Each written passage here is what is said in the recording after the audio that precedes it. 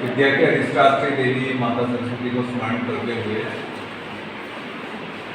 आज का कार्यक्रम प्रारंभ करने की औपचारिक अनुमति में प्राचार्य महोदय से चाहूँगा। आदरणीय परमादरणीय प्राचार्य महोदय और उनके साथ मंच पर और इस कक्ष में विराजे हुए मेरे विद्वान साथीगण, प्रिय विद्यार्थी, जैसा कि आपको विदित है कि हमारा महाविद्यालय छोटा सा है, नवीन है, लेकिन हमारे विद्वान प्राचार्य के नेतृत्व में कुछ ऐसे कार्यक्रम यहाँ होते रहते हैं जो संभवतः किसी बड़े महाविद्यालय में भी घटित नहीं होते। यह एक सकारात्मक पहलू है और ऐसे ही कार्यक्रमों की श्रृंखला में है। ऐसी ही सकारात्मकता को लेकर प्राचार्य जी के मन में एक विचार आया था जिससे संबंधित कुछ वीडियोज उन्होंने आपके समूह में डाले थे, यूट्यूब पर भी उपलब्ध हैं और बहुत बड़ा विषय है, बहुत विस्तृत विषय है और आपके काम का विषय है, हमारे काम का भी विषय है कि आखिर शिक्षा और जीवन का उद्देश्य क्या है। ये जय श्री राम का उद्घोष हो रहा है किसी मोबाइल में, अच्छी बात है, लेकिन इस कार्यक्रम के दौरान आप सभी जो मोबाइल है सभी के वो साइलेंट मोड पर रख लीजिए, वाइब्रेट मोड पर रख लीजिए। और क्योंकि गंभीर विषय है और आपके जीवन से संबंधित है, हमारे जीवन से संबंधित है, तो इसे ध्यानपूर्वक सुनने की कोशिश कीजिए। और किसी महाविद्यालय में भले आप विश्वविद्यालय में चले जाएं, ऐसे विषयों पर आपको कार्यशाला, संगोष्ठी कुछ भी नहीं मिलेगा, क्योंकि आजकल वही कार्यक्रम आयोजित होते हैं जिनमें कुछ अर्थोपार्जन होता है या आयुक्तालय से कोई मांगा जाता है या किसी कागज में जिसके बारे में कोई निर्देश होता है। तो ये सिर्फ और सिर्फ प्राचार्य सर का नेतृत्व है, उनकी सकारात्मक सोच है कि बच्चों को कुछ जीवन के बारे में और शिक्षा के बारे में भी मालूम पड़े। हो सकता है आप में से कई आगे जाकर एक प्रेरक बन जाए, मोटिवेशनल स्पीकर बन जाए, तो वहाँ ये चीज़ें बहुत काम आती है। जीवन के प्रति नजरिया और शिक्षा के प्रति नजरिया स्पष्ट होता है। हम भी इस चीज़ से लाभान्वित होते हैं, तो आप ध्यान से सुने, बीच में बातें ना करें। ज़्यादा बहुत लंबा चौड़ा कार्यक्रम नहीं है।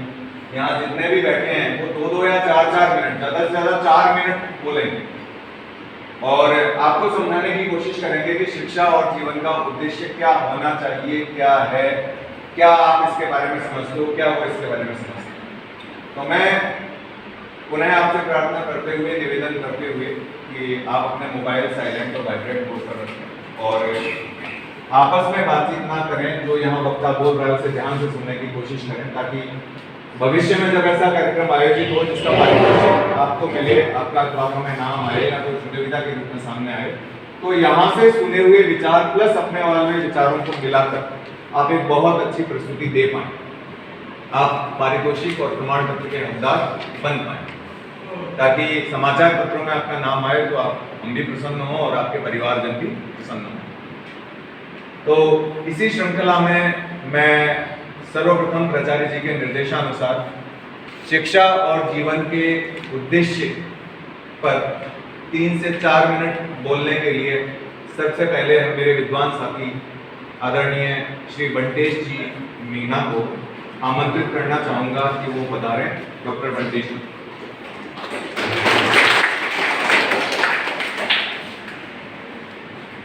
सम्मानित प्राचार्य और मेरे विद्वान साथी और मैडम, शिक्षा और जीवन का उद्देश्य, मैं रोज ज्योग्राफी क्लास में 5 मिनट, आपको 2 मिनट, 5 मिनट रोज कोई न कोई टॉपिक पर आपको छेड़ता हूँ और उसको जानबूझ के छेड़ता हूँ और हर दिन आपको कोई न कोई नया ज्ञान मिलता है। सबको पता है, देता हूँ 5 मिनट क्लास में।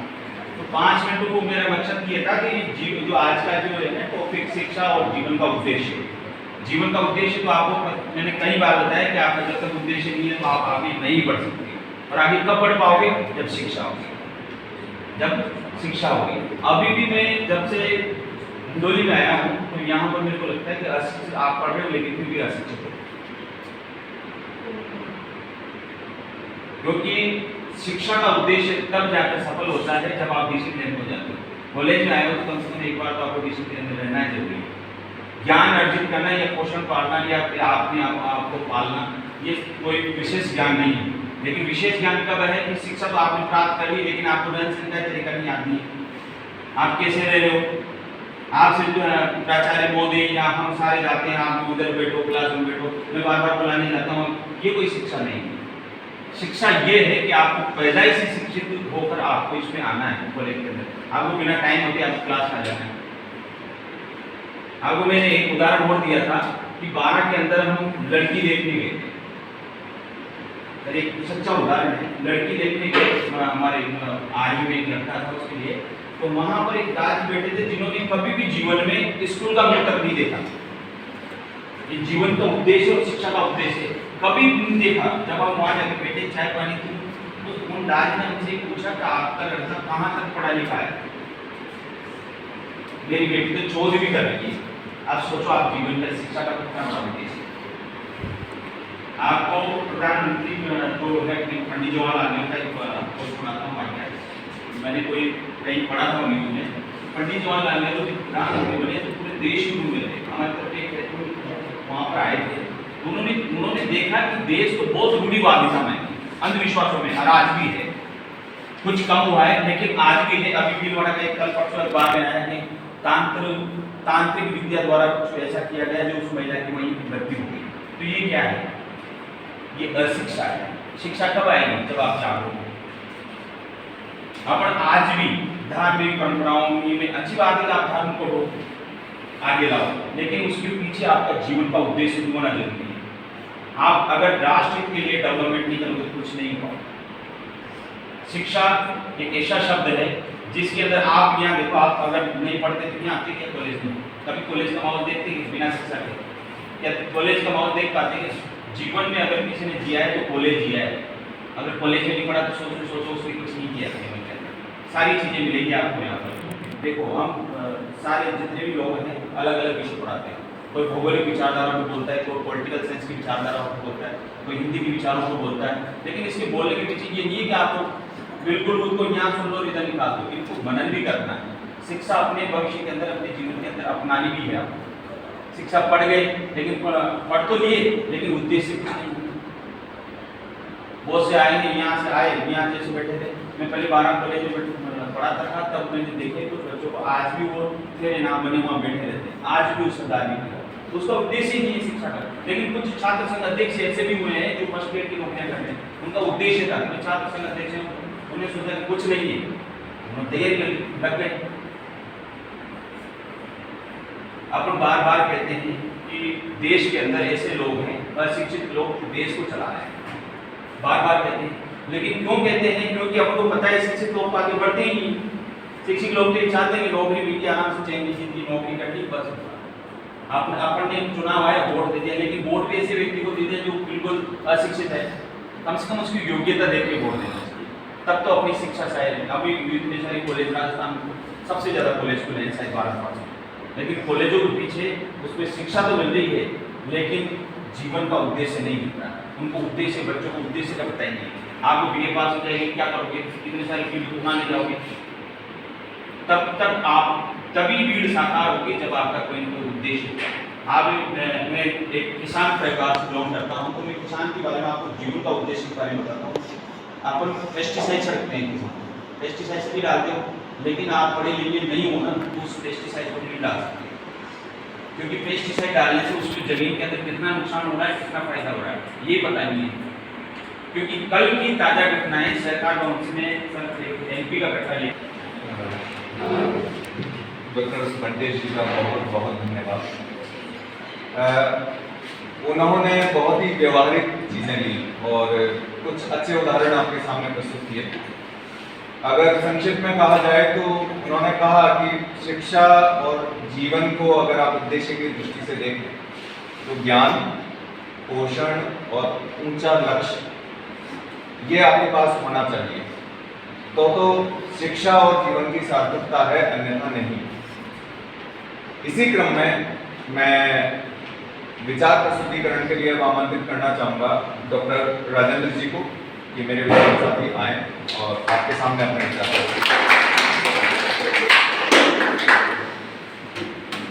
के कार्यालय में मौजूद डॉक्टर साहब और मेरे साथी विद्यार्थी, जैसा कि आपको बताया, हम दो बातों पर चर्चा करके शिक्षा और जीवन का उद्देश्य। तो मैं पहले बता चाहता हूँ शिक्षा के बारे में, इस बारे में जो मुझे जानकारी है। शिक्षा का उद्देश्य प्राचीन काल में यह शिक्षा का प्रमुख उद्देश्य था विद्यार्थी पढ़ लिख कर आदर्श नागरिक बने। उस समय शिक्षा के लिए विभिन्न स्थानों पर गुरुकुल एवं आश्रम हुआ करते थे, जहाँ पर विद्यार्थी रहकर शिक्षा ग्रहण करते थे।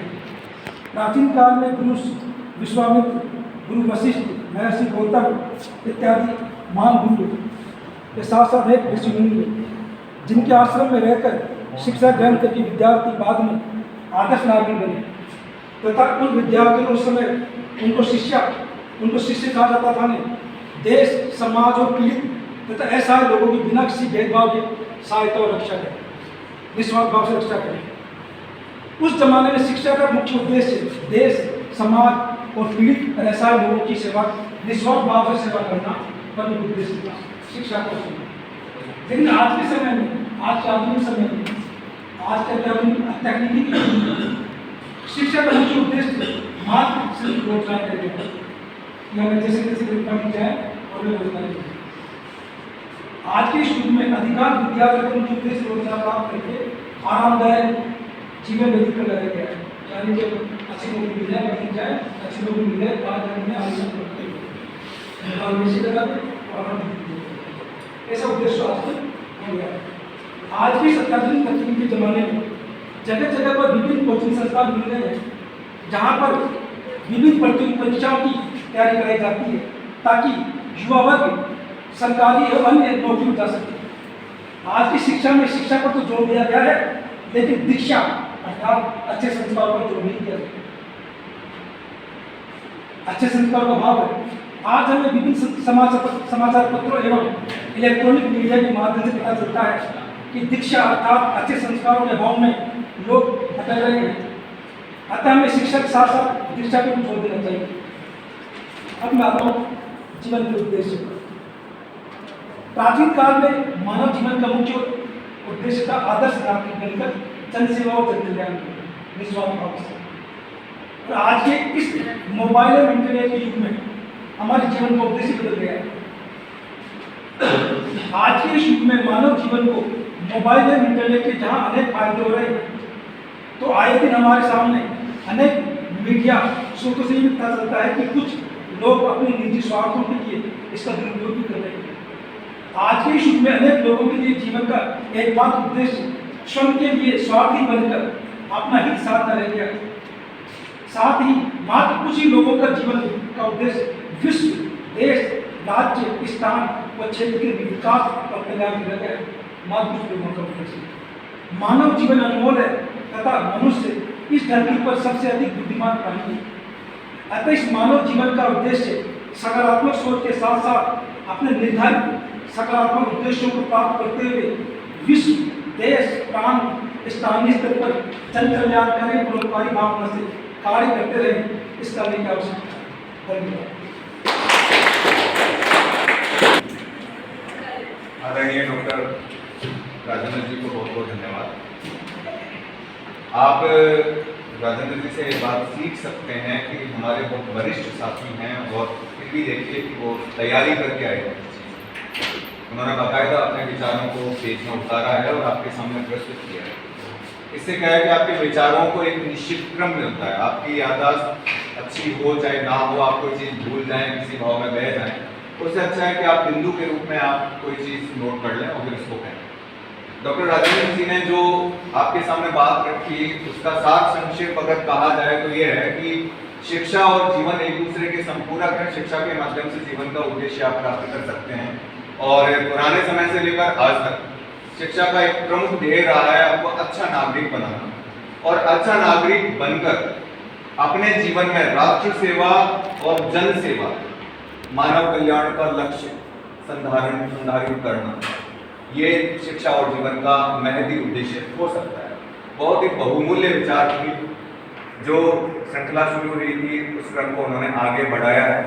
हमारे राष्ट्रपति ने भी कहा है कि हम क्या थे और क्या हो गए हैं और क्या होंगे अभी, आओ विचारें मिलकर ये समस्याएं सभी।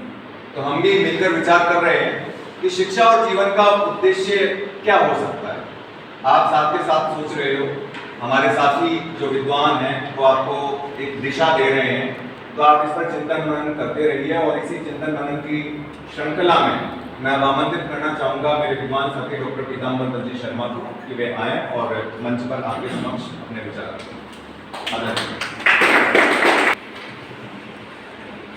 आदरणीय प्राचार्य जी, मनोज जी सर, मेरे साथी सभी सहायक आचार्य बंधु और मेरे सम्मुख बैठे हुए विद्यार्थी,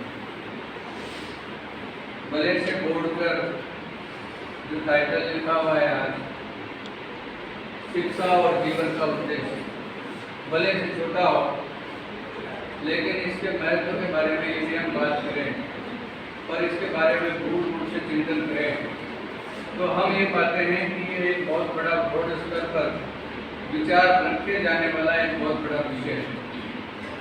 बच्चों, यूँ कहें कि शिक्षा और जीवन एक ही सिक्के के दो पहलू जैसे हैं और दोनों का एक दूसरे से बहुत घनिष्ठ जुड़ाव है।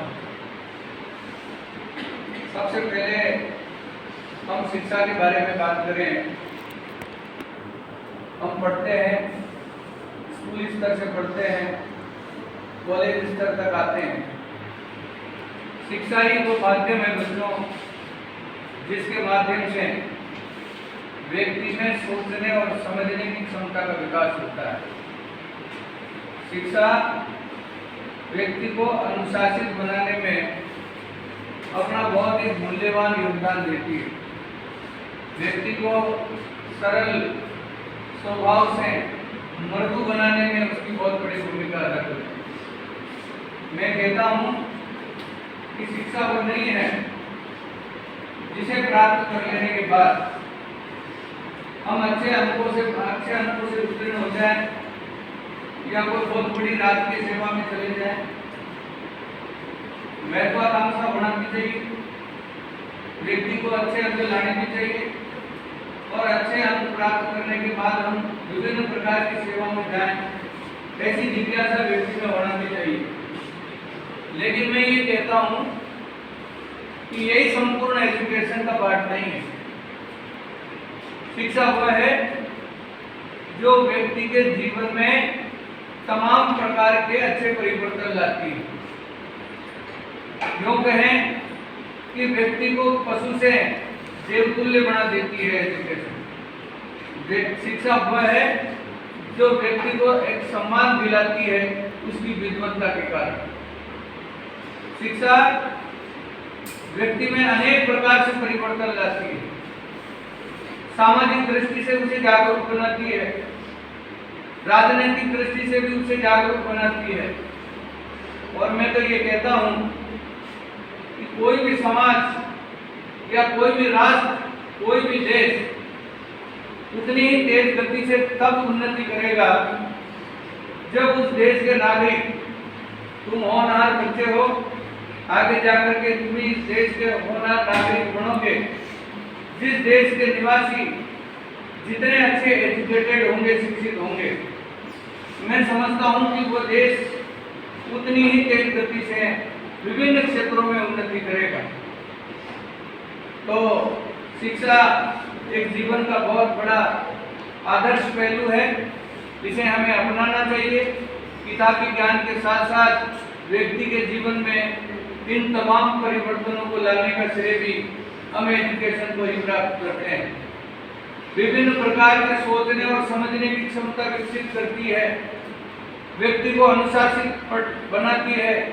हम पढ़ गए लेकिन हमारे में डिसिप्लिन का भाव नहीं है, तो मैं नहीं समझता कि वह अच्छी प्रकार की शिक्षा है। इसके अलावा हमारे एक उसमें जीवन के उद्देश्य वाली बात भी है। तो जीवन का उद्देश्य पढ़कर हमें अपना आत्मनिर्भर बनाना या परिवार को ऊंचाइयों तक ले जाने तक ही सीमित नहीं होता है। व्यक्ति के जीवन का उद्देश्य ये होता है कि पढ़ लिख जाने के बाद वह अपने परिवार, समाज और सबसे ऊंचा जो बढ़कर ऊपर बात आती है कि वह राष्ट्र की उन्नति में सहायक बने, ये व्यक्ति का जीवन का उद्देश्य होना चाहिए। क्योंकि जो व्यक्ति जितना शिक्षित होगा उतना ही उस देश के नागरिकों में राष्ट्रीयता की भावना बढ़ेगी। राष्ट्र क्या है और राष्ट्रीयता क्या है, यानी कि विभिन्न जाति, धर्म और समूह के जो लोग हैं उनको मिलाकर के हम राष्ट्र की संज्ञा दे सकते हैं। और राष्ट्र की उन्नति का उद्देश्य व्यक्ति का प्रमुख उद्देश्य होना चाहिए। क्योंकि राष्ट्र है तो हम हैं, और यदि राष्ट्र नहीं है तो हमारा कोई अस्तित्व भी नहीं है। तो राष्ट्र की उन्नति को व्यक्ति को सर्वोपरि मानना चाहिए। ये व्यक्ति के जीवन का उद्देश्य होना चाहिए, चाहे वो राजनीतिक क्षेत्र हो, सामाजिक क्षेत्र हो या आर्थिक क्षेत्र हो। तमाम क्षेत्रों में हमें हमारे देश को ऊंचाइयों तक ले जाने में हमें महत्वपूर्ण भूमिका अदा करनी चाहिए। ये व्यक्ति तभी कर सकेगा जब वह एक अच्छी एजुकेशन प्राप्त करेगा। शिक्षा प्राप्त करके ही वह अपने परिवार को उन्नति के मार्ग पर ले जा सकेगा।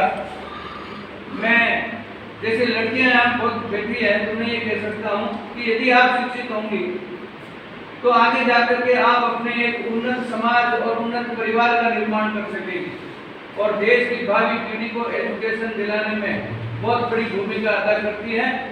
हम एजुकेशन वाला जो पेपर पढ़ते थे उसमें ये भी आता है कि बच्चों की प्रारंभिक जो टीचर है वो स्कूल के टीचर नहीं होती है, उसकी माताएं होती है। तो माताएं जितनी शिक्षित होगी उनके बच्चे एजुकेशन के फील्ड में उतना ही आगे बढ़ेंगे और वो पढ़ लिख करके अच्छा समाज और परिवार का तो निर्माण करेगी ही सही और राष्ट्र का भी निर्माण कर सकेगी। तो बच्चों, मेरे पूर्व वक्ताओं ने भी काफ़ी बात कही कि ये आगे भी बहुत सारी बातें होनी है। तो शिक्षा और जीवन का उद्देश्य यह समझें कि एक ही सिक्के के दो पहलू वाली है, एक दूसरे से बहुत जुड़ाव है, गहरा संबंध है। मेरे आगे भी और भी जो वक्ता है अपने विचार व्यक्त करेंगे। मैं समझता हूँ कि मैं यहाँ अपनी वाणी का विराम देता हूँ। जय हिंद।